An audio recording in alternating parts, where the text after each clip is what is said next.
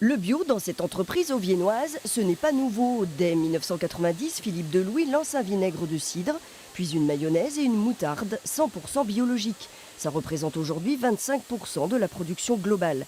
La dernière née, cette moutarde. Son plus, être bio et 100% limousine. Un pari tenté il y a 5 ans avec succès. 50 000 premiers bocaux vont bientôt partir vers les réseaux spécialisés.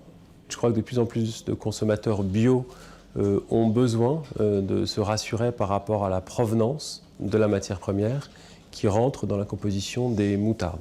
C'est vrai que la graine de moutarde, c'est quelque chose d'assez évident pour qu'elle vienne d'un rayon de 50 ou 100 km, mais qu'elle ne soit pas obligée de traverser les océans pour arriver jusqu'en Limousin. C'est dans cette terre creusoise que la graine de moutarde fait ses preuves depuis 2012. De 4 hectares à l'essai, ce sont aujourd'hui 250 qui s'apprêtent en juillet prochain à être moissonnés.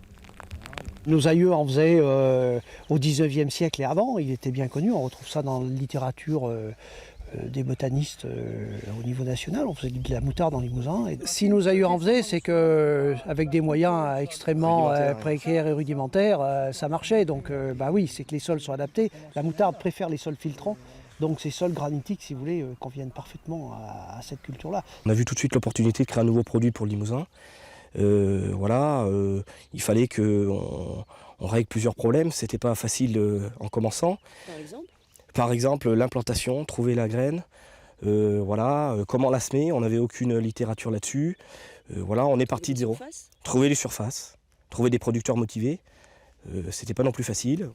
Ils sont aujourd'hui 20 agriculteurs à avoir relevé le défi. Une association les regroupe depuis peu. Ici, haies, bocagères, vers de terre et abeilles font le travail.